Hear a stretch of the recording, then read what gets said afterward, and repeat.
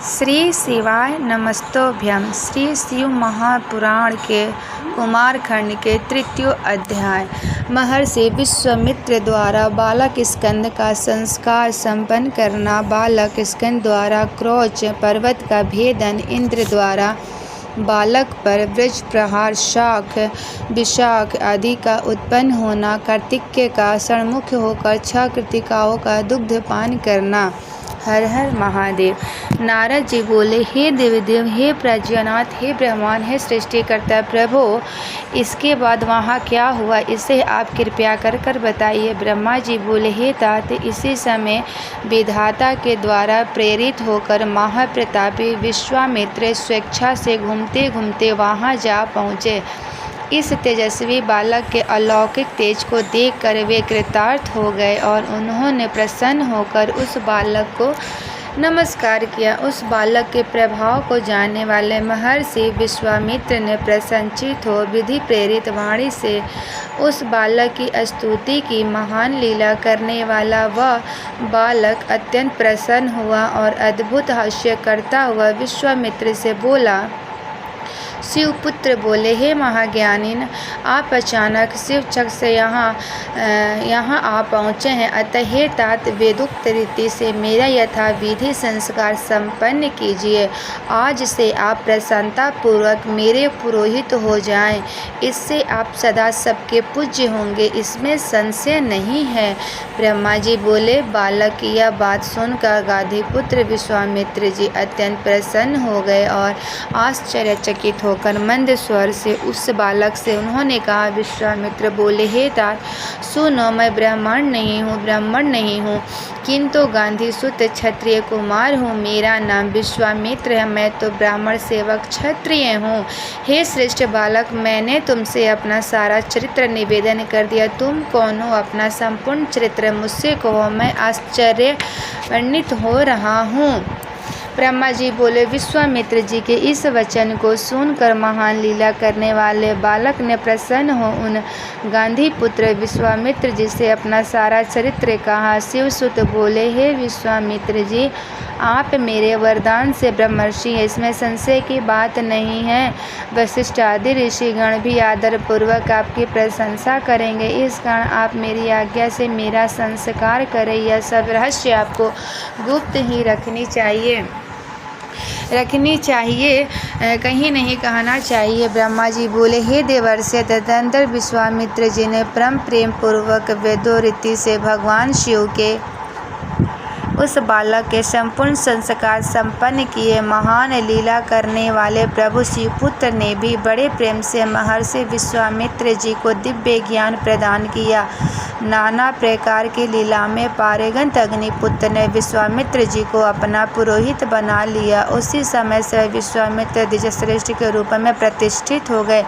हे मुने, उस बालक ने इसी प्रकार जो लीला की वह मैंने आपको बता दी। हे तात, उस बालक की दूसरी लीला मैं बता रहा हूँ, प्रेम पूर्वक सुनो। उस समय श्वेत ने उस दिव्य तेज संपन्न परम पावन बालक को देखकर अपना पुत्र मान लिया। तदंतर अग्निदेव ने उस स्थान पर जाकर बालकों को गले लगाकर उसका चुंबन किया और उन्होंने इस बालक को पुत्र शब्द से पुकारते हुए अपनी शक्ति तथा अस्त्र उसे प्रदान किया। वह कार्तिकेय शक्ति को लेकर क्रौच पर्वत के शिखर पर चढ़ गए और उस शक्ति व शिखर पृथ्वी पर गिर पड़ा। उस बालक का वध करने के लिए सबसे पहले 10 वीर राक्षस वहां आए, किंतु कुमार के प्रहार से वे सभी शीघ्र ही विनष्ट हो गए।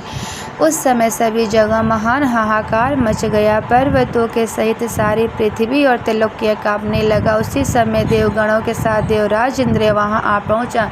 इंद्र ने अपने वज्र से कार्तिक के दक्षिण पार्श्व में प्रहार किया। वज्र के लगते ही उससे शाख नामक एक महान बलवान पुरुष प्रकट हो गया। पुनः इंद्र ने उसके वाम पार्श्व में शीघ्र ही वज्र से प्रहार किया। उस वज्र के लगते ही उससे एक और विशाखा नामक बलवान पुरुष उत्पन्न हो गया। फिर इंद्र ने वज्र से उसके हृदय में प्रहार किया, जिसके उसी के समान बलवान नैगम नामक एक पुरुष प्रकट हो गया। तब स्कंद, शाखा, विशाखा तथा नैगम ये चारों महाबल संपन्न महावीर इंद्र को मारने के लिए बड़ी शीघ्रता से दौड़ पड़े। यह देखकर वे इंद्र उनकी शरण में गए। हे मुने, देवगणों के सहित इंद्र उनसे भयभीत हो उठे और वे विस्मित हो उस स्थान से अपने लोक चले गए, किंतु उन्हें भी पराक्रम के रहस्य का ज्ञान नहीं हुआ। हे तात, विविध प्रकार की लीलाओं को करने वाला वह बालक आनंद पूर्वक निर्भर हो गया, वहीं पर स्थित हो गया। उसी समय कृतिका नाम वाली 6 स्त्रियां वहां स्नान के लिए आईं और उन्होंने प्रभावशाली उस बालक को देखा। हे मुने, उन सभी कृतिकाओं ने उस बालक को ग्रहण करना चाहा। उसी समय ग्रहण करने की इच्छा से उनमें परस्पर विवाद होने लगा। हे मुने, उनके विवाद का शमन करने के लिए उस बालक ने 6 मुख बना लिए और उन सब का स्तनपान किया, जिससे वे परम प्रसन्न हो उठी। हे मुने, फिर उस बालक के मन की गति जानकर वे सभी कृतिकाएं प्रसन्नता से उसे लेकर अपने लोक चली गई।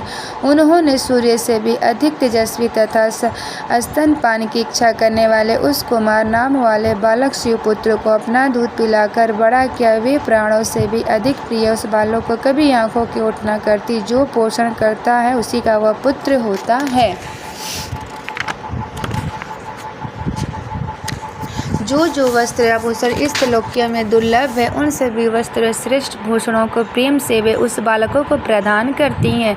इसी प्रकार वे अत्यंत प्रशंसा के योग्य दुर्लभ एवं स्वादिष्ट अन्नों को प्रतिदिन खिलाकर उस बालक को पुष्ट करने लगी। हे तात, इसके बाद एक दिन कृतिकाओं के उस पुत्र ने दिव्य देव सभा में जाकर बड़ा सुंदर चित्र किया और महान लीला करने वाला वह बालक संपूर्ण देवताओं सहित विष्णु को अपना महान अद्भुत ऐश्वर्य दिखाने लगा।